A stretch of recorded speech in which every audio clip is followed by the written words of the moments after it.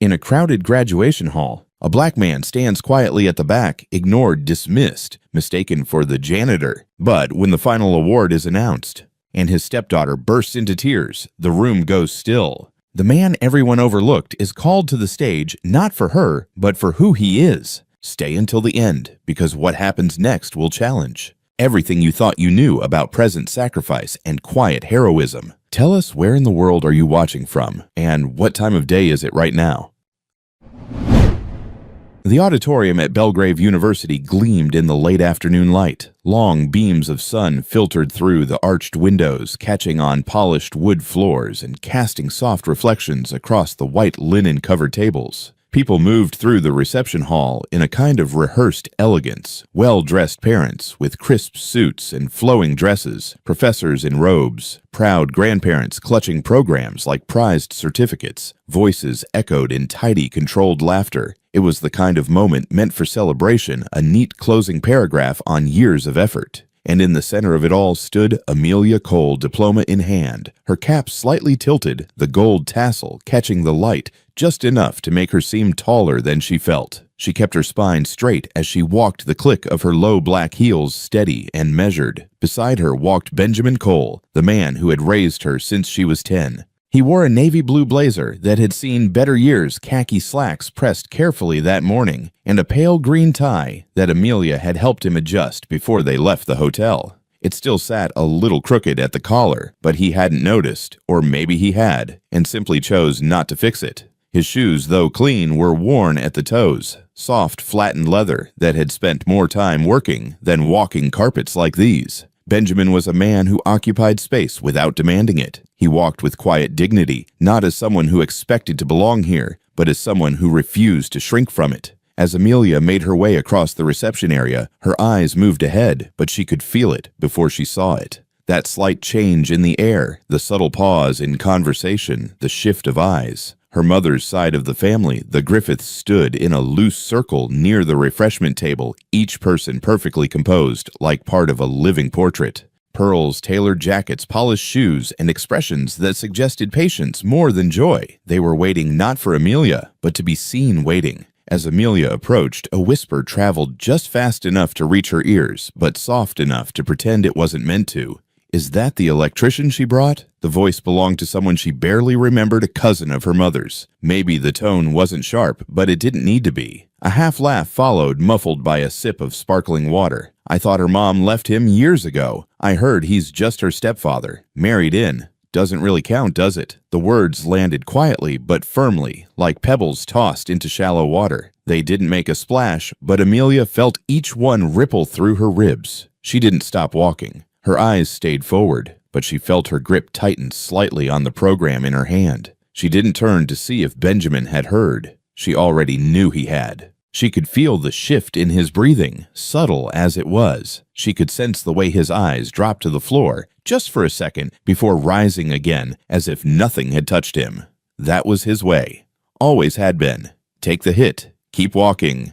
Benjamin's hands stayed tucked neatly in his pockets. He gave a polite smile to a professor walking by, nodding once with the kind of quiet grace that made it clear he understood where he stood in this room, and it wasn't center stage. He didn't push back. He didn't shrink either. But Amelia saw what others didn't. She saw the way his jaw tensed, not visibly, just barely. The way his fingers moved slightly in his pocket, like they were holding on to something he couldn't drop. She stepped a little closer to him, enough so that her elbow brushed his. Her voice stayed quiet, her eyes forward. "You okay?" she asked, barely louder than a breath. Benjamin glanced sideways. His lips lifted just slightly, his voice low and steady. "You're the one in heels," he said. She smiled without meaning to. He always did that. Always knew when to say just enough to cut the tension in half, but not make it disappear. That was the thing about Benjamin. He never tried to pretend things didn't hurt. He just didn't let the pain take the lead. As they approached the drinks table, one of the staff, young, college-aged, white shirt, black apron, stepped around Benjamin with a tray, barely pausing to acknowledge him. The student looked past him toward a woman in a floral-wrapped dress who smiled politely and took a glass of cider. Amelia noticed the small shift, how the student had offered drinks to everyone in the Griffiths cluster, but skipped Benjamin like he wasn't part of the party. Benjamin didn't flinch. He never did. They stood together in silence for a moment. The room buzzed around them. Cameras clicked in rhythmic bursts. Laughter rose and fell like background music. The Griffiths kept their distance, though Amelia noticed a few of them glancing in her direction, lips pressed in quiet disapproval, eyes darting to Benjamin and then away again. Her Aunt Alva, always the most refined voice of judgment, looked directly at Amelia as if waiting for her to explain herself. When Amelia offered nothing, Alva turned to Sapphire, her daughter, and whispered something that earned a light, controlled laugh. Amelia exhaled slowly, the kind of breath you take when you know this will not be the last thing said, just the latest in a line of small, sharp wounds that no one ever bothers to call cuts. The photographer hired by the university passed nearby and stopped a few feet from Amelia. Graduates and family, he asked politely, motioning toward the polished backdrop set near the front of the hall. Amelia nodded and stepped forward, but Benjamin hesitated. His hands left his pockets for a second, then returned. "You go ahead," he said quietly. Amelia looked up at him. "Come with me," she said. He glanced toward the Griffiths. They weren't looking at him, not directly, but they were watching all the same. He took a moment, then nodded. They walked toward the camera setup, and the photographer adjusted his lens. "Parents on the left," he said casually, then paused. "Oh, are you her father?" Benjamin looked at Amelia. She looked directly at the photographer. "Yes," she said. There was a beat of silence just long enough for her voice to fill it completely. The man nodded and raised the camera. "All right, 1, 2. The flash snapped. Benjamin didn't say anything afterward. He never did. Not about things like this. But Amelia noticed something in his stance. His shoulders, which had been slightly pulled in since they entered, were just a little straighter now. As they turned to walk away, Amelia caught a glimpse of her cousin Sapphire whispering to someone behind a paper program. Her eyes rolled with theatrical flair, her voice just loud enough to carry. "I guess they'll let anyone into these ceremonies now." It wasn't loud, it wasn't direct, but it was enough. Amelia stopped just for a second, her back still turned, her eyes focused on nothing. Then she took Benjamin's arm, looped hers through it tightly, and kept walking. Benjamin didn't speak. Neither did she. But in that simple act, she answered everything. Amelia didn't say anything as they walked away from the photo station. Her hand still looped through Benjamin's arm, her steps slow, deliberate. She could feel her breath working hard to stay, even her throat tightening, with something she wouldn't call anger, because anger would have given them too much credit. It wasn't rage. It was something quieter. A dull, familiar ache in her chest, like pressing on a bruise you'd forgotten, was still healing. They moved to a quiet corner of the reception hall where a row of empty chairs stood, near the tall windows, away from the crowd. Benjamin sat first, cautiously, as if unsure the seat was even meant for him. He rested his hands on his knees, fingers laced. Amelia stood beside him for a moment, watching the way the sunlight softened the deep lines in his face, how the light caught on the grays at his temples. There was so much about him that didn't ask to be noticed, and yet, there he was, always there. She eased into the chair beside him, not looking directly at him, but feeling the weight of his presence next to her, just as she had for years. The tension in the room faded slightly in this quiet space, but it couldn't erase the sting that lingered from what had been said, or worse, what hadn't. Her mind drifted uninvited to the memory of another quiet moment 12 years ago, almost to the day. Her father had left on a Tuesday. That she remembered clearly, not because of anything he said, but because of what he didn't. He had packed a single suitcase and told her mother he just needed some time to figure things out. There had been no shouting, no final embrace, just the dull click of the front door closing behind him. Amelia had stood at the top of the stairs, holding the banister with both hands, not sure if she should go down or pretend she hadn't heard it.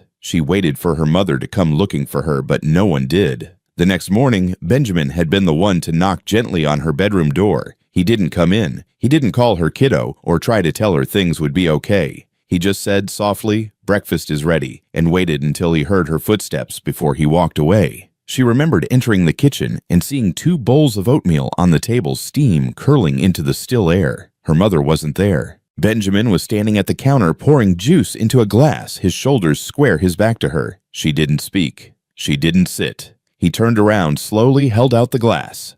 "Orange or apple?" he asked. Amelia shrugged her eyes on the linoleum floor. He nodded. "Both it is." Then he said, placing both glasses on the table and sitting across from her like it was the most ordinary morning in the world. She didn't eat much. Neither did he. But he stayed there with her, silent but present like a pillar in the middle of a room that didn't need words to keep the walls up. Later that week, it had been Benjamin who picked her up from school. The office secretary had hesitated when she called her name over the intercom. "Your stepfather's here," she'd said. Amelia had paused, her mouth tightening. The word had sounded strange, like it didn't belong to her. She walked slowly to the front of the school where Benjamin was waiting outside, leaning on an old pickup truck that had a dented front fender and a door that creaked when it opened. He wore his work shirt, navy blue with a stitched name tag, and his hands had grease marks that soap never seemed to fully remove. She heard it before she saw him. "Is that your uncle or your Uber driver?" A boy in her class laughed, nudging his friend. Another chimed in, "Bet he fixes air conditioners." They weren't loud, but they were loud enough. Amelia had flushed. She remembered that heat in her cheeks, the sting behind her eyes. She had wished more than anything that someone else had come instead. She climbed into the truck, quickly head down, backpack in her lap. She didn't look at him. Not once. Benjamin didn't ask her about it. He didn't say he understood. He didn't make a joke to lighten the moment. He just reached into the drink tray and handed her a small paper cup. It was warm. She looked at it. "Hot chocolate," he said quietly. "Figured it might be that kind of day." She took it, still staring at the floor. He started the engine. The truck growled to life. As they pulled out of the school parking lot, she took a sip. It was too hot. It burned a little. She drank anyway. That night, she found a note in her backpack. It was written in his handwriting, a little crooked, like he'd been trying to keep it neat. "If you don't want me to pick you up again, I understand. Just let me know.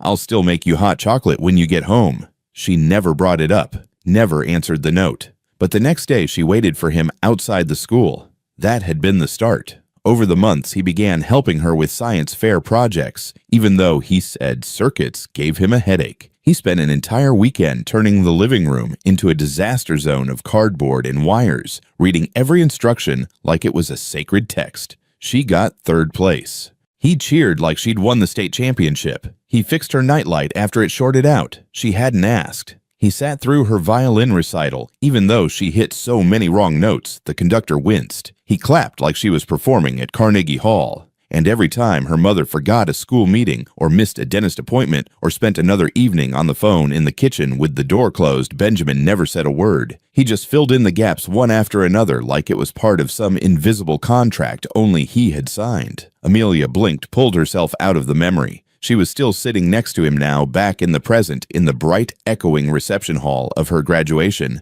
Benjamin had shifted slightly in his seat. He looked out the tall windows as if trying not to disturb the moment. His hands rested calmly on his lap, his tie still just a bit off-center. "You thinking about something?" he asked, not turning his head. She hesitated. "Yeah," she said. "Anything good?" She nodded. "Yeah, some of it."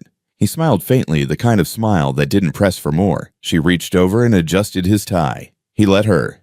"It's still crooked," she said. He looked down, chuckled. "Some things just don't want to be fixed." She tilted her head. "I don't know. I think they just need a second try." His eyes met hers. He didn't reply. But in that look, she saw it again. That same quiet patience, that same presence that had gotten her through everything without asking for credit or attention or even thanks. She took a deep breath and leaned back in her chair. Behind them, the room buzzed on. Laughter floated in from the other side. Camera flashes blinked like fireflies. And the Griffiths, still across the room, still watching, hadn't moved. But Amelia didn't care. Not now. Because while everyone else saw a man in an old blazer and scuffed shoes, she knew better. She always had. He was the one who stayed. Amelia's phone vibrated softly in her purse. She reached for it without thinking, her fingers brushing past the folded program and the lip balm she had nervously reapplied 3 times already. The screen lit up with a single name, Mom. But it wasn't a missed call, just a silent notification.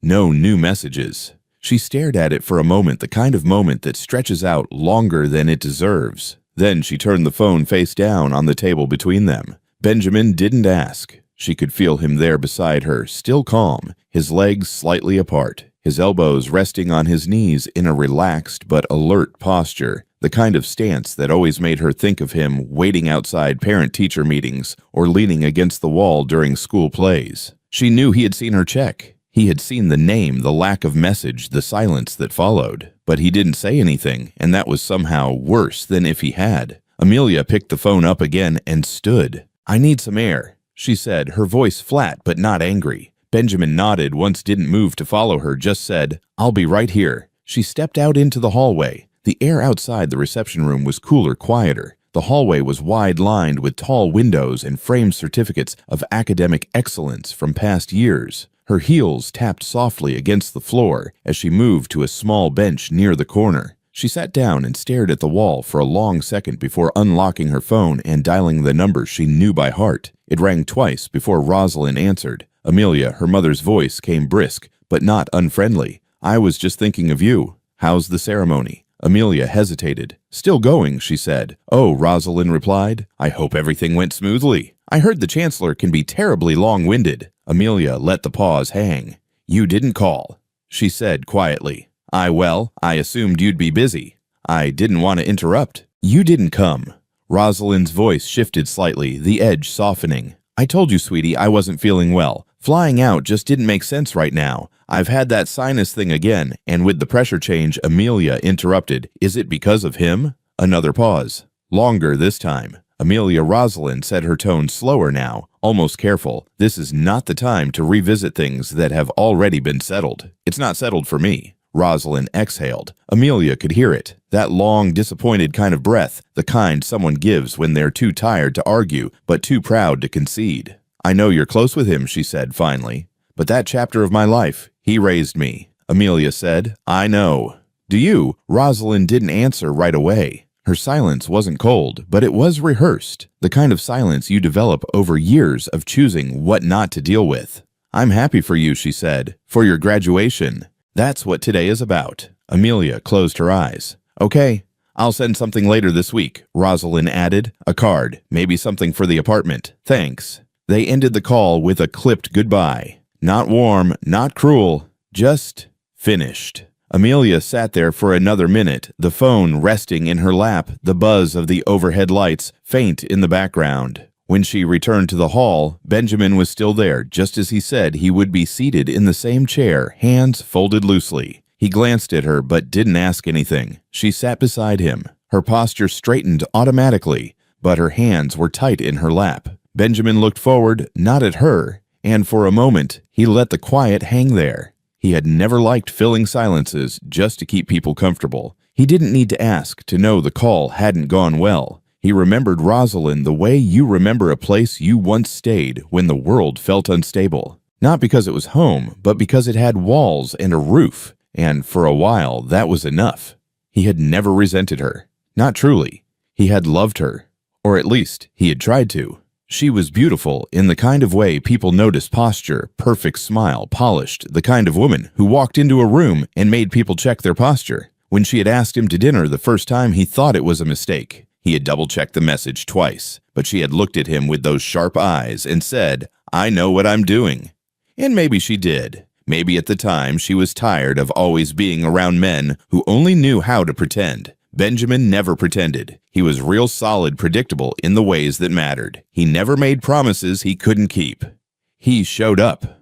That had been enough for a while. But slowly over time he watched her pull away, not in one dramatic gesture, but in small ways. Dinners skipped, conversations shortened, invitations to family events that somehow never included him. She never said he didn't belong, but she didn't fight to make him feel like he did either. He remembered the last few months before she left, how she would look past him at breakfast, how she stopped touching his shoulder when she passed behind his chair, how she didn't correct anyone when they assumed Amelia was staying with her father. She didn't lie, but she didn't tell the truth either. When she left, she said she needed space. He didn't argue. He just asked what Amelia needed. Rosalind said she didn't know. Then she left them both. He had raised Amelia without ever trying to replace her father. He just stepped in where things broke and tried to make sure nothing else cracked under her feet. And now watching her sitting beside him, older, stronger, wearing that same stubborn set in her jaw that she had even as a child, he felt something between pride and grief. Pride for who she had become. Grief that she still had to carry that weight. "You want to talk about it?" he asked. She shook her head. He nodded. "Okay." She turned to him, then really looked at him. "Do you ever think about her?" He didn't answer right away. When he did, his voice was low. "Sometimes. Not as much as I used to." "Do you hate her?" "No." Amelia looked down at her hands. "I think I do. A little." "That's your right," Benjamin said, "but don't let it take more from you than she already has." Amelia didn't say anything for a long moment. Then she leaned back in her chair, letting her shoulders relax a little. "She said she'd send a card," she muttered. Benjamin smiled faintly. "That's something." "It's not." "No," he agreed. "It's not." They sat in silence again, but this time it didn't feel empty. It felt like a pause between breaths, a necessary space. From across the room, Alva Griffiths caught Amelia's eye, her expression unreadable, a cocktail glass perfectly still in her hand. She turned away a moment later, whispering something to a man in a blazer who nodded too politely. Amelia didn't look away. She didn't smile. She simply took a breath and turned back to Benjamin. "You ever regret it?" she asked. He tilted his head slightly. "What staying?" He thought for a moment, then looked her in the eye. "Never." She nodded. And for the first time that day, the knot in her chest loosened, not gone, but no longer choking her. The ceremony would continue soon. There would be more names, more applause, more speeches. But for now, in that quiet pocket of the reception hall, there was something more important than celebration. There was clarity, and there was truth. The light inside the auditorium had shifted. The late afternoon glow had faded into a cooler, dusk-toned hue, casting longer shadows against the rows of seats filling up fast. Ushers moved through the aisles, holding programs in neat stacks, calling out assigned sections with practiced cheer. Families gathered around their graduates, posing for photos, straightening ties, adjusting gowns, and whispering final words of encouragement. Everything buzzed with expectation, and yet in the middle of it all, Amelia felt something start to slide sideways. Benjamin stood beside her near the entrance of the main hall. He looked down at the folded ticket in his hand, the one she had printed for him a week ago. The same ticket that now apparently wasn't quite enough. A young woman in a Navy staff blazer stood between them and the row of family seats, a clipboard pressed to her chest. She gave Amelia an apologetic smile that didn't quite reach her eyes. "I'm sorry," the woman said, tapping her list. "His name isn't on the confirmed seating chart. Only registered guests are assigned seats in the front section." Amelia felt her jaw tighten. "I submitted the form. He's on my list. He's my guest." The woman nodded as if she had heard the same line from 10 others already. "I understand, but I have to follow the list I was given." Benjamin stepped in, his voice even calm. "It's all right. I can stand." Amelia turned to him. "No, you shouldn't have to." "I'm fine," he repeated. He gave the staff member a small nod and a half smile that asked nothing of her. Then he stepped back away from the rows of neatly arranged white chairs with their paper name tags and gold ribbon programs. He found a space near the back wall beside a potted fern and stood with his hands loosely clasped in front of him. Amelia watched him for a long second. Her stomach twisted. The room looked beautiful. It was designed to. White roses lined the aisle. Light piano music drifted from a speaker tucked in the corner. A student from the music department adjusted her sheet music on stage, but there was something sharp about the beauty today, something that scratched against the edges of fairness. She moved toward her seat slowly. Her name was printed on a small card in elegant script placed at the front row, reserved for top honors students. Just behind her, the Griffiths family had already arranged themselves like pieces in a posed photograph. Alva sat with a flute of sparkling water, her posture rigid. Sapphire scrolled through her phone legs, crossed precisely, as if every movement were for an audience.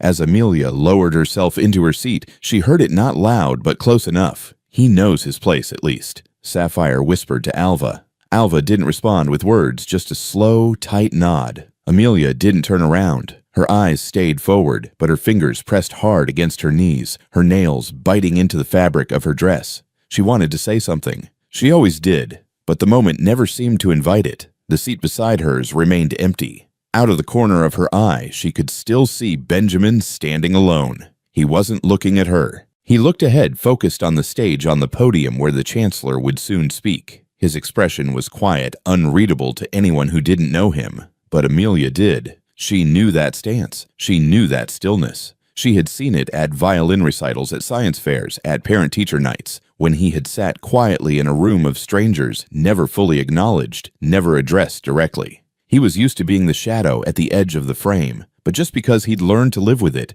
didn't mean it didn't cost something. She thought of all the times he had shown up, not just physically, but emotionally, mentally wholly, when no one else had. when her mother had chosen distance over presence, when others had turned affection into performance. Benjamin had stood where no one else had wanted to stand, and yet now, in the most public, most symbolic moment of her academic life, he was once again placed in the back. Not by his own doing, but by a system that never planned for someone like him. A few minutes later, as the room quieted and the chancellor took the stage, Amelia glanced back once more. She saw Benjamin straighten slightly, his shoulders lifting. He gave a polite nod to someone passing by, who didn't return it. He adjusted his tie, still a bit crooked, and kept his eyes on the front. She turned back around and felt something solid settle in her chest. Not anger, not yet, but a quiet resolve, the kind that doesn't rise in your throat, but anchors itself in your spine. She folded her hands together and looked toward the podium.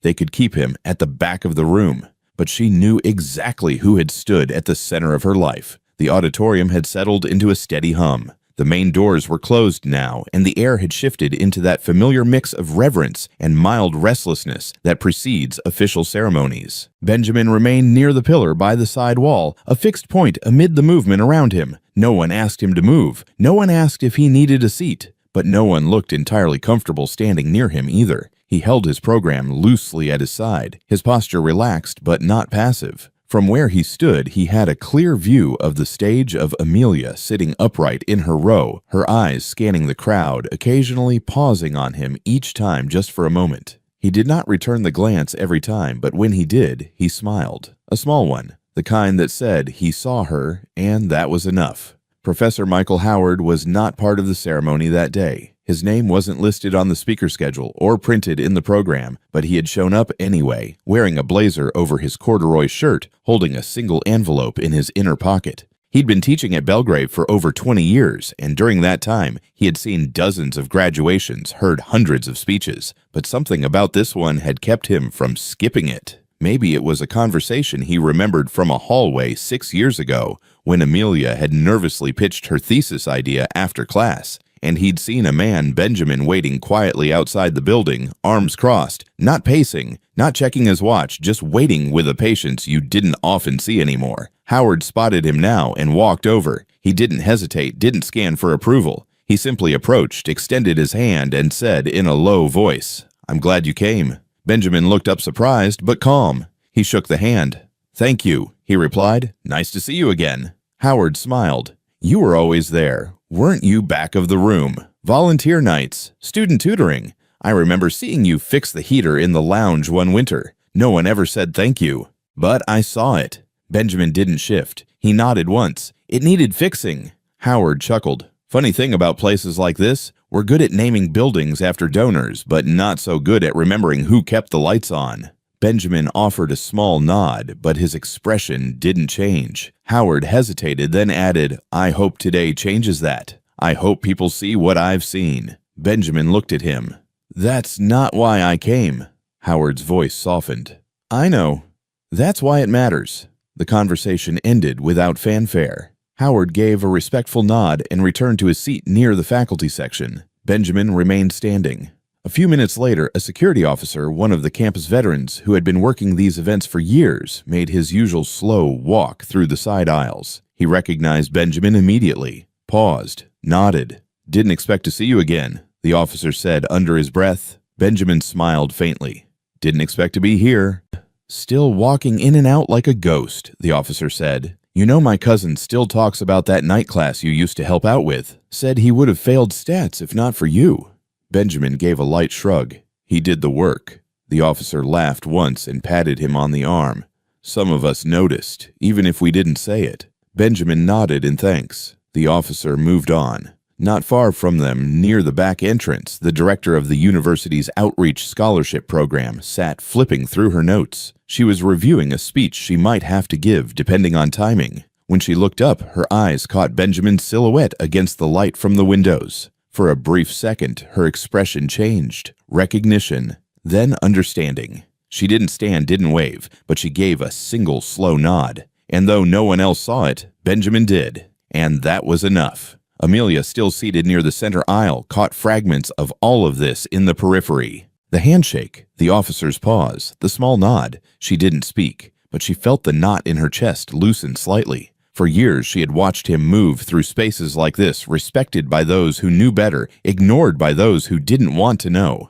Now, just for a moment, there was acknowledgement. Not loud, not dramatic, but real. Still, for every person who saw, there were 10 who didn't. A woman in a navy blue suit brushed past Benjamin and clutched her purse a little tighter. A young man in a pinstripe jacket moved to stand on the other side of the pillar instead. A group of parents glanced over, saw him, then looked quickly away. The room hadn't changed, not really, but a few people inside it had, and that was something. Benjamin remained where he was, silent still, not invisible, just unclaimed. The auditorium had not changed, but the energy inside it had. The lights dimmed further as the chancellor stepped up to the podium, her voice amplified just enough to reach every corner of the room without overwhelming it. The formal opening remarks began, welcoming families, recognizing faculty, thanking donors, the usual rhythm of academic celebration. But something in the air was shifting, and those who were paying attention could feel it before they could name it. The speeches moved forward with practiced elegance, and the graduates sat straight, programs folded neatly in their laps. Near the side wall, Benjamin remained still, the program held lightly in both hands, now edges curled slightly from the pressure of his thumbs. He was listening, but not leaning in.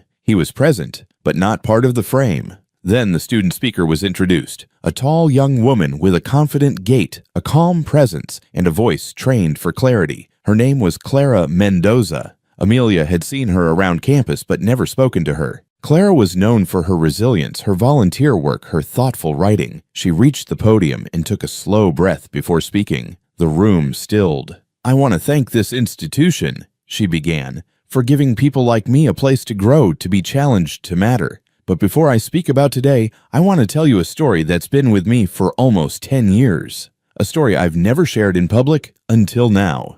There was a pause, not dramatic but intentional, the kind that draws people in without forcing them.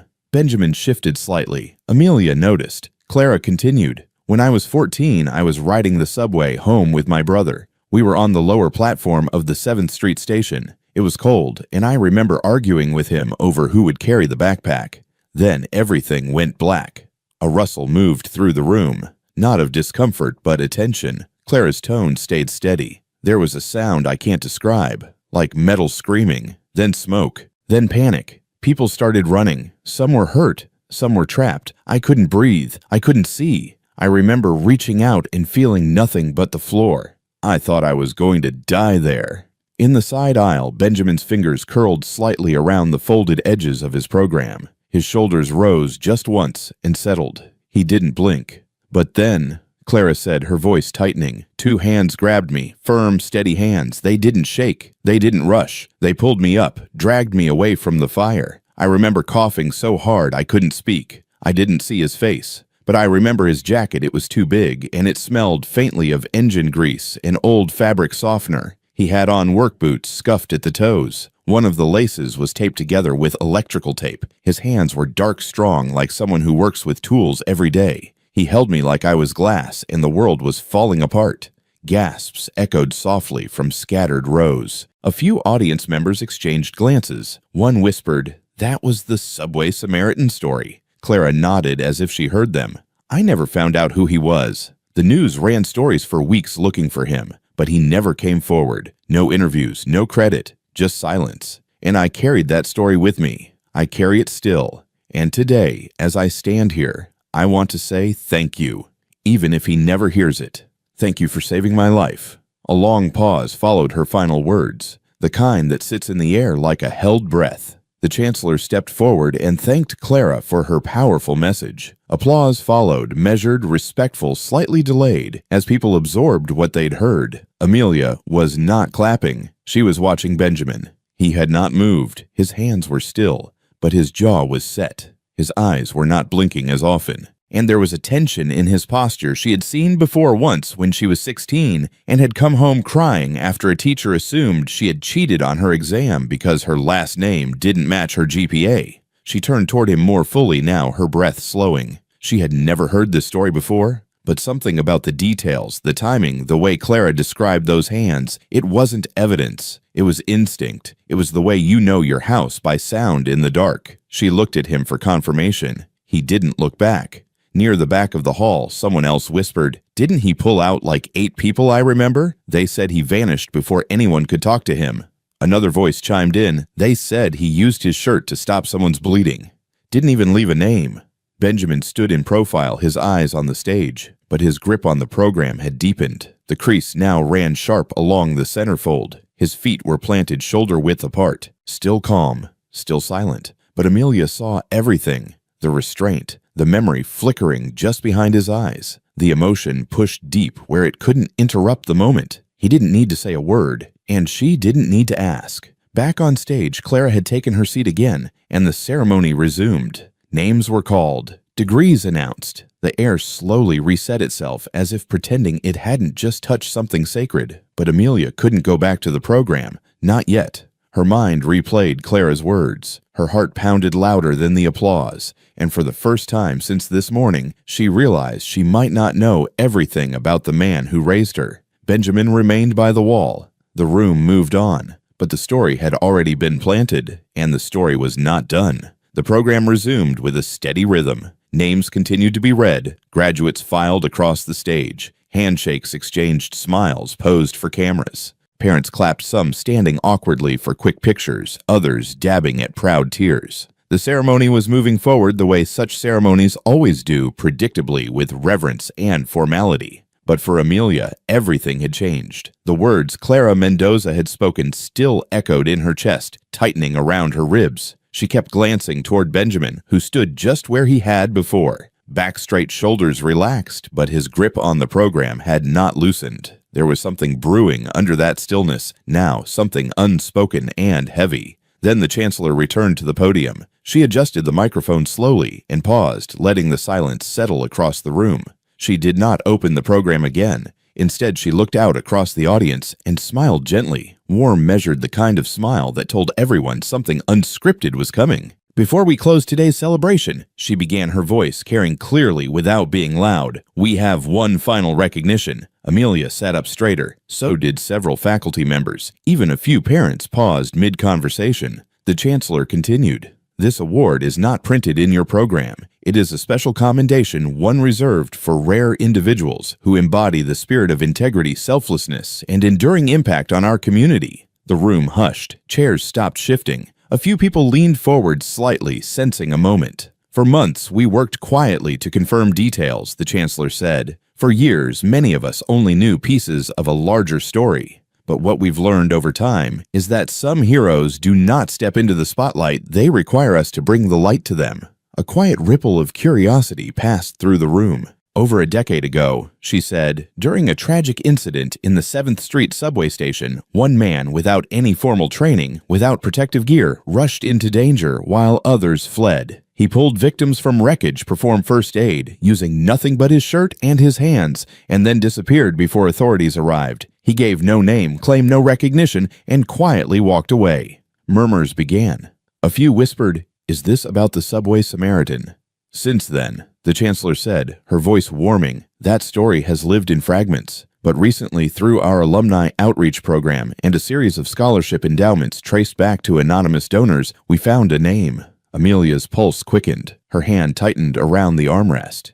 We also found students, graduates, many in this room, who were mentored, guided, supported by this same man. A man who showed up not for praise, not for position, but because someone needed him.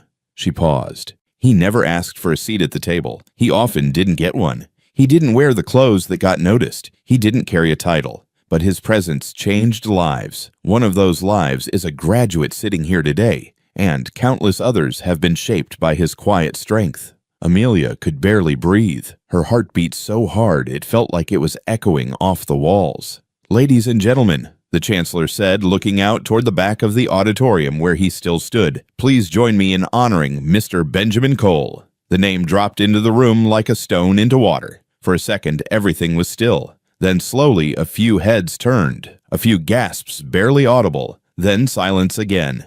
Amelia was the first to rise. Her hands came together, applause ringing out with precision. Then others followed. Row by row, chairs shifted as people stood. Hands met hands. Applause swelled like a wave expanding through the room. Not chaotic, but full, deep, respectful, meaningful.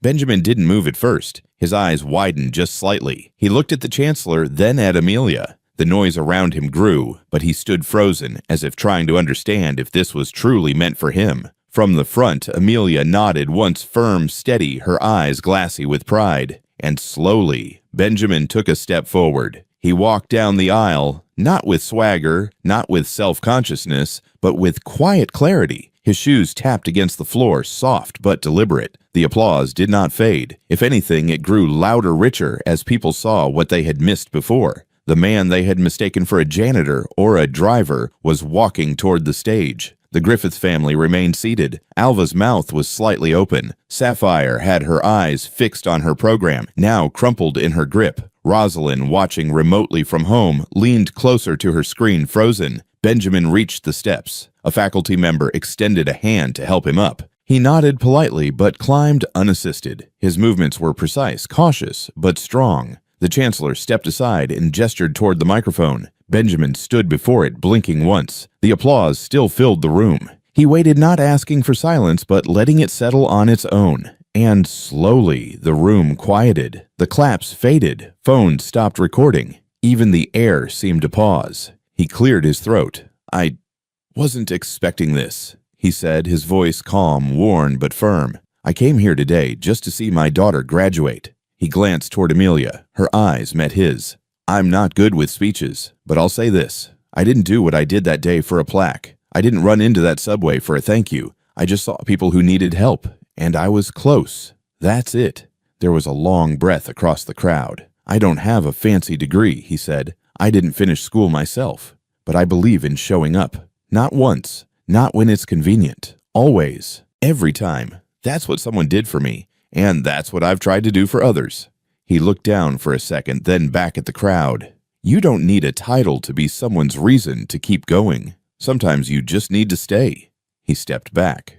The Chancellor placed the engraved plaque into his hands. He looked at it not as if he didn't believe it, but as if he wasn't sure how to hold something like that. Then the applause returned, and this time it was thunder. Benjamin stood there, the plaque heavy in his hand, the microphone standing before him like a question waiting for an answer. His shoulders lifted with a slow breath, and then lowered again, as if the weight of everything the moment the memories was being adjusted, rebalanced inside him. The applause had finally settled into a quiet reverence, not silence, but something softer, something that asked not for more noise, but for meaning. He looked up, eyes scanning the crowd briefly, not seeking approval, not even understanding, just taking in the fact that they were looking, that they were listening.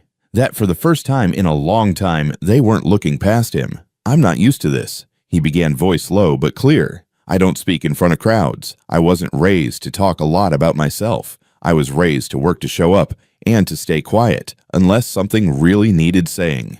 He paused, fingers grazing the edge of the plaque, eyes flicking to Amelia for a moment. "I came here today to see my daughter graduate. That was it. I wasn't expecting anything like this." The words my daughter landed with intention. There was no caveat, no step, just truth.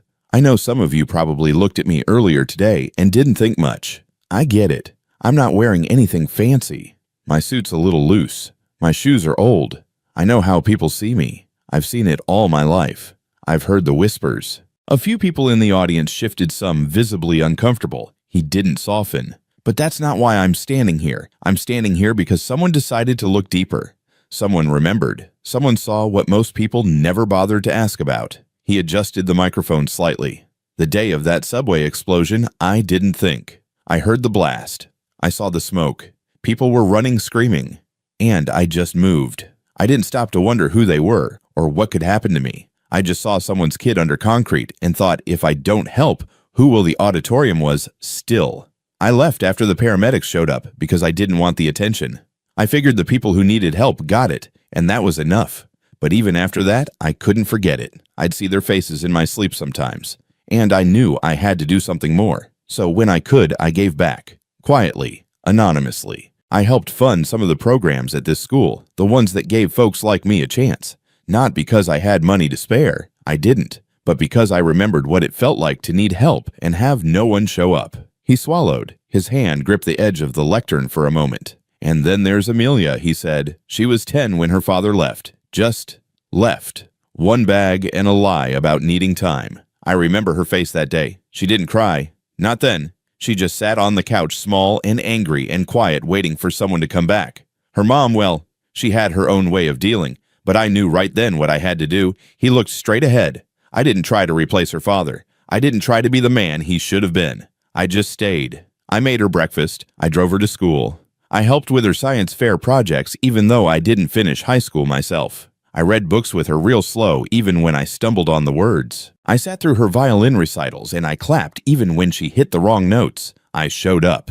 His voice held steady, and over the years she let me in. Not with words, not always, but in the way she started calling me dad without thinking about it. In the way she'd leave me a note when I worked late or save me a piece of cake after school events. In the way she reached for my hand at events like this, not because she was embarrassed, but because she didn't want me to feel alone. He looked at her again. She's not my blood, but she's my heart. I wasn't born her father, but I became one by choice, by time, by presence.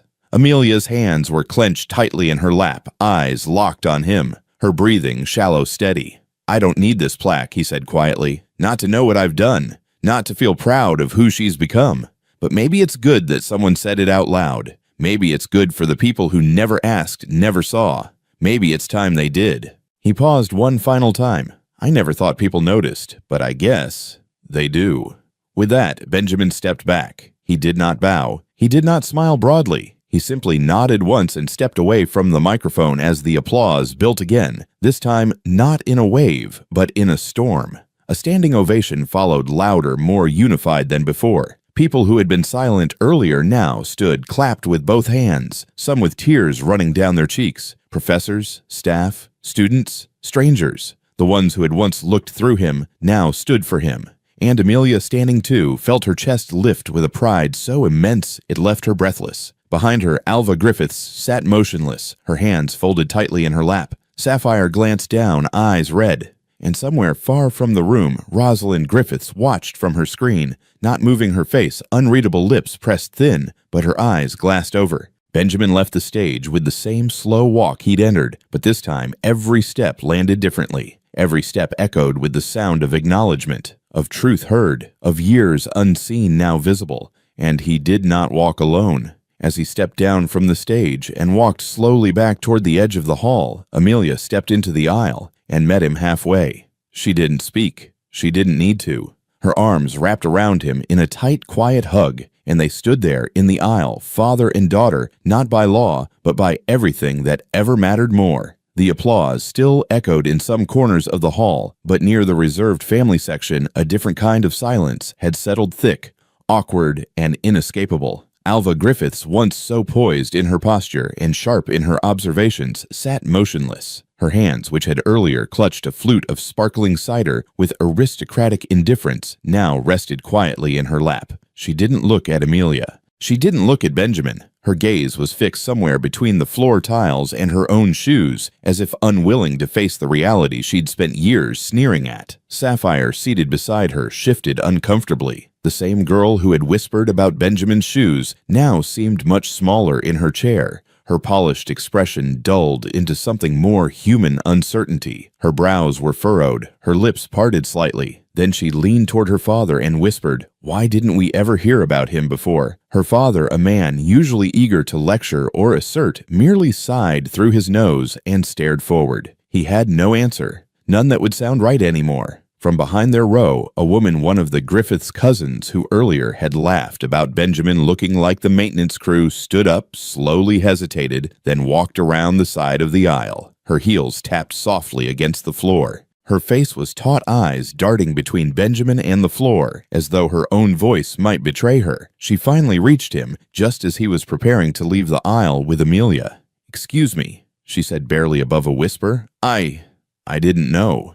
Benjamin turned his head, his face unreadable but composed. He studied her for a breath, not judging, not offering warmth either. Just waiting. "You didn't ask," he said, simply, voice even. She opened her mouth as if to explain, then closed it again. There was nothing more to say. She gave a nod, almost imperceptible, and stepped back into the shadows she came from. Amelia watched this quietly, her arms still linked with Benjamin's. Her heart pounded, not with anger, not even vindication, but something harder to name, something that lived between pain and peace. She didn't feel triumphant. She felt settled. As they walked down the aisle toward the back of the auditorium, small clusters of guests parted to let them pass. No more laughter, no more glances, just silence, and in some faces reflection. Professor Howard nodded respectfully again. A janitor near the exit stood a little straighter, as if witnessing something sacred. At the edge of the room, one last voice called out softly, "Mr. Cole."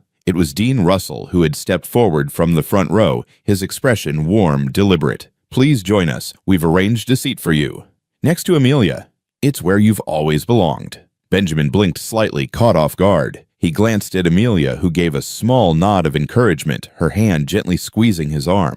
Without speaking, he turned and followed her back down the aisle, not toward the doors, but toward the front. This time, people did not merely part. They leaned back, respectfully, eyes no longer glancing, but watching with purpose. Benjamin walked with the same quiet dignity, but now each step seemed to resonate with something heavier than applause recognition. He took the seat next to Amelia, the one that had been empty all this time. The air shifted slightly around them, not louder, not grander, but fuller. There was no announcement, no spotlight, just a chair finally filled, and a place finally honored. The rest of the family section sat still, unsure of what to say. Alva crossed her arms tightly. Sapphire stared forward, blinking rapidly. None of them moved, none of them spoke. And that silence, unlike the one before, was not indifference. It was understanding finally arriving late and clumsy, but real. Inside that simple act of sitting down, Benjamin reclaimed what had never been offered, not because someone gave it to him, but because it was already his. It was, and had always been, his seat. Fan 8. Nothing left to prove. The house was quiet, not the kind of silence that comes with absence, but the kind that arrives after a storm when the wind has settled and the dust has dropped and there's only breath and stillness. Late afternoon sunlight filtered through the sheer curtains, casting long golden stripes across the living room floor. The ceiling fan rotated slowly, the soft whir of its blades barely audible beneath the distant hum of a lawnmower from across the street. Somewhere in the neighborhood, a dog barked once, then again. The rest was calm. Amelia stood in front of the refrigerator, two framed items in her hands. One was a drawing she had made when she was just a child, 3rd grade maybe. The lines were clumsy colored in uneven strokes of crayon. A tall figure, dark and smiling, stood beside a small house. On the bottom corner, in crooked handwriting, the words read, "My hero, Benjamin." The second frame was new. It had only been printed that morning. A photo taken during the moment he stood on stage spotlight wrapping around him like a quiet crown. The metal around his neck gleamed against his worn blazer. Behind him, a crowd rising to their feet. Applause frozen in motion. His eyes looking out, shocked, proud, uncertain. She stared at the old drawing for a long moment, fingers grazing the edge of the frame. The tape had yellowed, the corners curled. It had lived on that fridge door for over a decade through school years and science fairs, heartbreaks, and growth. It had been a constant, a symbol, and a secret only they had ever acknowledged. Quiet truth in a child's scrawl. With care, she stepped to the bookshelf, opened a wooden memory box, and laid the drawing gently inside. It didn't belong in the spotlight anymore, but it deserved reverence. She closed the lid, her breath catching for just a second, then turned back to the fridge. She placed the new photo in the center of the door, straight level. She stepped back and looked at it. There was no ceremony, no announcement, just a shift from memory to public truth. Behind her, Benjamin walked into the kitchen, wiping his hands on a dish towel. He paused when he saw the new photo. His eyes stayed on it for a while, then drifted to her. He didn't smile right away. He just looked. "You didn't have to do that," he said quietly. "I know," Amelia replied. Her voice was calm but thick at the edges. "But I wanted the world to see what I've always seen." He nodded. No argument, no modest protest. He understood. That was enough. In the living room, the couch creaked gently as they sat down together. Not touching, not speaking. Just sitting side by side in the kind of silence that wasn't empty but full. The TV was off. The world outside carried on indifferent. But something in their home had shifted, not in noise or structure, but in gravity, in placement. Benjamin leaned back, arms resting loosely on the couch cushions. He was still wearing the same shirt from earlier, sleeves rolled up to his elbows, now the fabric faintly wrinkled from a long day. His hands, those familiar calloused hands, rested open on his knees. His breathing was even, unhurried. Amelia glanced at him, noticed the way the light caught the gray at his temples, the way his jaw remained steady even now. There was a time she used to look at him and wonder why he didn't say more, why he didn't push back when people dismissed him. But now she understood. He never needed noise to prove value. He just needed space. And now he finally had it. He turned his head, slightly catching her gaze. "You all right?" She gave a small nod. "Yeah, you." His smile was soft. "I will be." They didn't speak for a while after that. They didn't need to.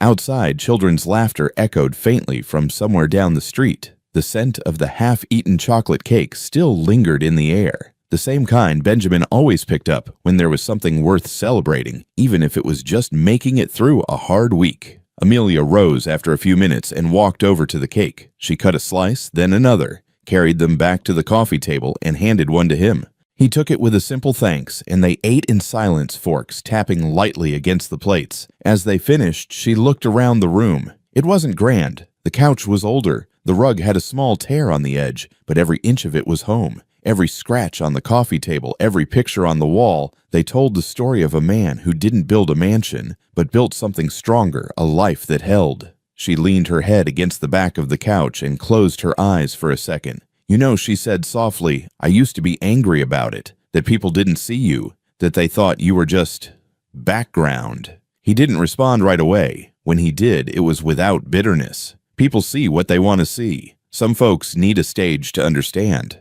Others don't look up unless there's a spotlight. She nodded. "But they looked today." "Yeah," he said. "Today they did." There was peace in that. Not satisfaction, not revenge, just peace.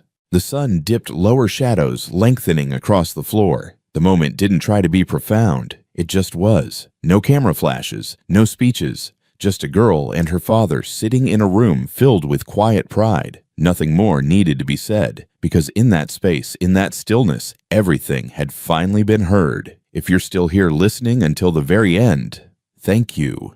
Truly. Stories like this aren't always easy to sit with. They're quiet. They breathe slowly, but they carry weight, the kind of weight made of dignity, of quiet strength of love that never asked to be noticed, but never stopped giving. Benjamin never raised his voice. He never demanded attention. But sometimes the loudest truths live in the people who simply stay. Through every door that closed, through every moment they were overlooked, through every time someone asked, "Who is that man?" and never bothered to learn the answer. So now I want to ask you, where are you listening from? What part of the world did this story find you in? And more importantly, how did it make you feel? Was there a part of Benjamin that reminded you of someone in your life, a person who stood in the background and held everything together? Or maybe you saw a piece of yourself in Amelia, carrying both love and longing pride and quiet pain. Please share your thoughts in the comments. Whether it's one sentence or a whole story, your voice matters here. This space is for recognition, for reflection, and above all, for remembering that greatness doesn't always look the way people expect. If this story touched something in you, let it sit,